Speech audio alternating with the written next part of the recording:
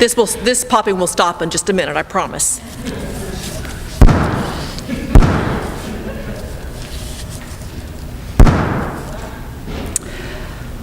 You are blessed.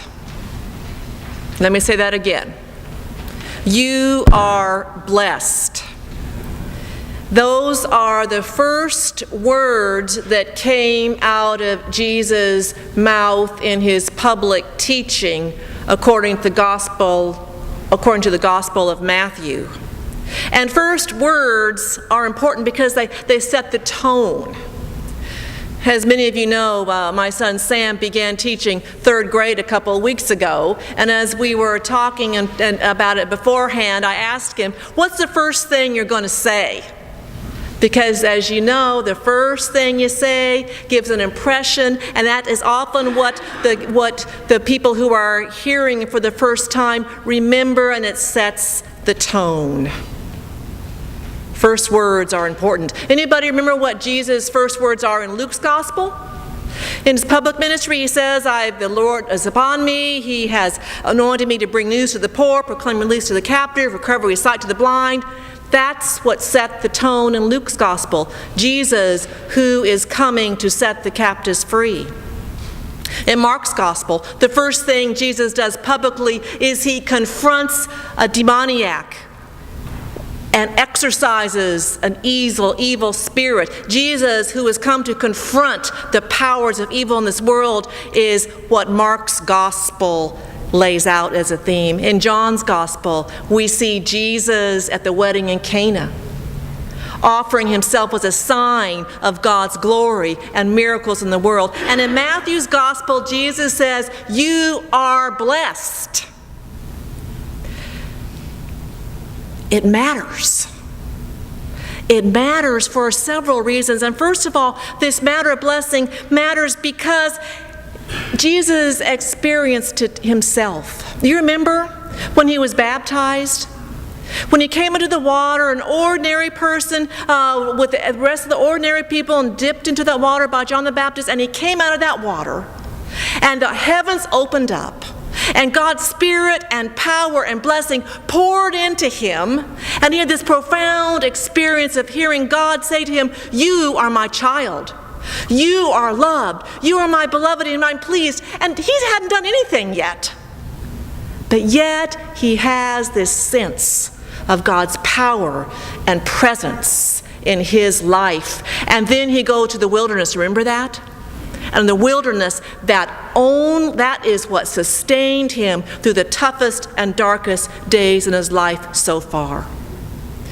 He was lonesome. He was lonely. He was despairing. He was hungry. He doubted. He had fought evil from everywhere coming. And the only thing that sustained him was this knowledge, the depth that went deep to his soul, that God's presence and power and blessing was with him. Blessing matters, friends. Blessing matters because, you see, we all live in dark, despairing, painful world. And Jesus especially knew this. And so when he left that wilderness, that despairing darkness of the wilderness, and he went to teach and preach and heal, he wanted God's despairing people to know they are blessed. How God's people needed to hear those words. Jesus wasn't just hanging around, talking to, teaching middle-class folks who are frustrated with a few inconveniences of our lives when he says, "You are blessed." Jesus is talking to his fellow Jews who at that time had to endure the occupation of Roman troops and a political economic system that had forced them into poverty and subservience. He is talking to folks who aren't just trying to eke out a living. He's talking to folks who were straining to survive one more day. He's talking to folks who lived in fear because, you see, the Roman peace was maintained by crushing all opposition. He's talking to people who had somehow also got this notion over the years that their fear, their desperation, their poverty was somehow their fault. And somehow their lot in life was God's punishment. And so to these people, Jesus says, you are blessed. How folks needed to hear those words of blessing, that power of blessing, how they clung to those words spoken by authority, spoken with authority by a man who had already shown the authority to heal and to lift up people from their illnesses and to perform miracles, how they needed to hear those words of authority from the authoritative presence of God. And in pronouncing blessing on them, they were blessed. Just as in the pronouncement of healing on them, they were healed. And those who believed and held on to and trusted in that blessing were sustained in the darkest, most hopeless days of their life. Blessings matter, my friends. You are blessed. Jesus heard from God. You are blessed. Jesus proclaimed to those people who so needed to hear his words, you are blessed. We need to hear those words today. We need to hear them as pure promise, not as something to be achieved. Let's notice what Jesus didn't say. He didn't say, let us be meek so we can inherit the earth. He didn't say we ought to be poor because then we can know God. He doesn't say if you hunger and thirst, then you will be filled. He doesn't say deserving are the peacemakers, deserving are those who are persecuted. He doesn't say any of those things. He doesn't tell us to use blessing as a bargaining chip, to say if God gives me this, I'll be blessed. He doesn't say to use blessing as a sign of your health and wealth, as a symbol that you are blessed. He doesn't equate blessing with anything material in this life. And we are so used to, in this life today, this notion that we can earn God's blessing, that we can do something to get on God's good side. Kind of like Santa Claus, you know. You better watch out because Santa Claus is going to watch who's good and who's bad and reward and punish. That's not who this God is that Jesus proclaims when he says, you are blessed. He doesn't say, you're affirmed. I'm okay, you're okay. And we're good at affirming. There's nothing wrong with affirming. I don't know how many little trophies are on my kids' dressers for affirming their participation in a sport because they showed up. We're good at affirming, but that's not what Jesus says. Jesus says, you are blessed. You can't earn the blessing. You just have it. Period. And in saying that, in offering the blessing to those who are in the lowest, despairing places in life, Jesus invites us to be honest in naming those despairing, lonely places in our lives where fear wants to rear its head, where poverty, whether physical or spiritual poverty, wants to take over. Jesus asks us to name those dark places in our lives and then hear those words of blessing in those places. And then to trust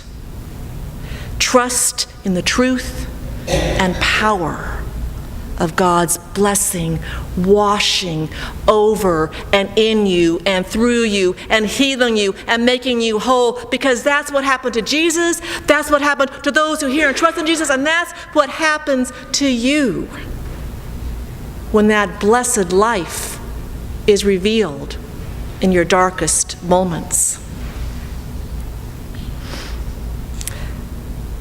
Some of you may remember that I had a powerful experience many years ago when I was able to be in the same space with Desmond Tutu, Archbishop of South Africa.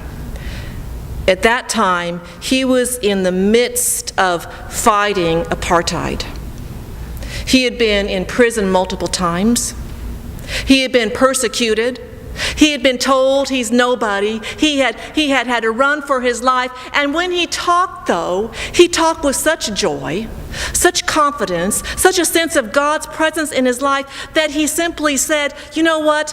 They can't tell me who I am, because I know I'm blessed by God. And when I know God is in me, then I can live through anything, and I can proclaim God's truth and God's power with my own life. I am blessed, and I want to live that blessing, he said. Last Monday, several of us heard Hank Thomas, who spoke very eloquently. Hank Thomas, a freedom writer in the civil rights movement, which ushered in a new way of seeing people in this world. And what he said, who was raised in poverty, he said, I never believed I was poor. They couldn't tell me I was no good. They couldn't tell me I was worth nothing, because I was blessed. I had knew from the core of my being of God's presence and power and peace and what that means for this world. You are blessed. And that makes a difference, folks. It's such good news. And that's what Jesus is about, first and foremost, in Matthew's Gospel. Now, later on, when we get into Matthew's Gospel, we're going to be hitting some really, really hard stuff. But let's remember the first thing that Jesus says is, you are blessed. And let's let that theme and that focus help us understand those harder texts later on in Matthew's Gospel. You are blessed, he said to those listening.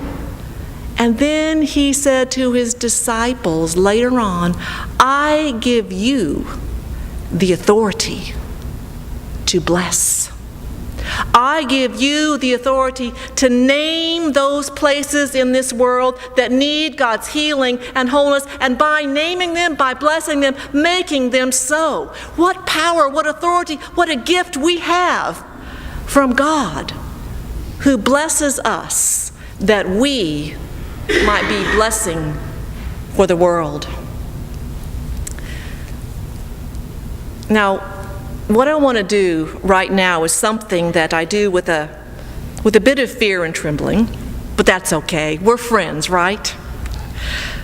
What I'd like you to do right now is name a situation in your life, not out loud, this is all to yourself, situation in your life that so much needs to know and hear God's blessing and the depth of God's blessing. Whether you are in grief, whether you are lonely, whether you can't be fully who God created you to be, name that place in your life that needs God's blessing.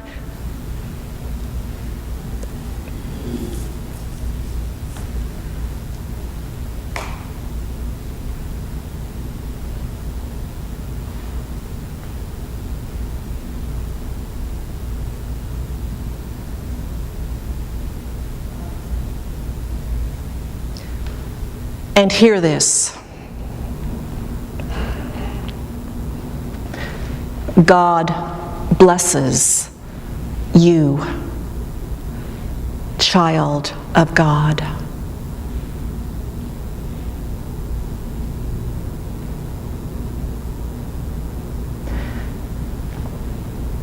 And now I want you to do one more thing. keeping that request in your head, would you please stand up? And would you please find one or two other people, a family member, not a family member. I want you to say those words to someone. I want you to say that you don't know what they have asked for blessing, but the power in that is true and palpable. I want you to say to someone's around you, God bless you.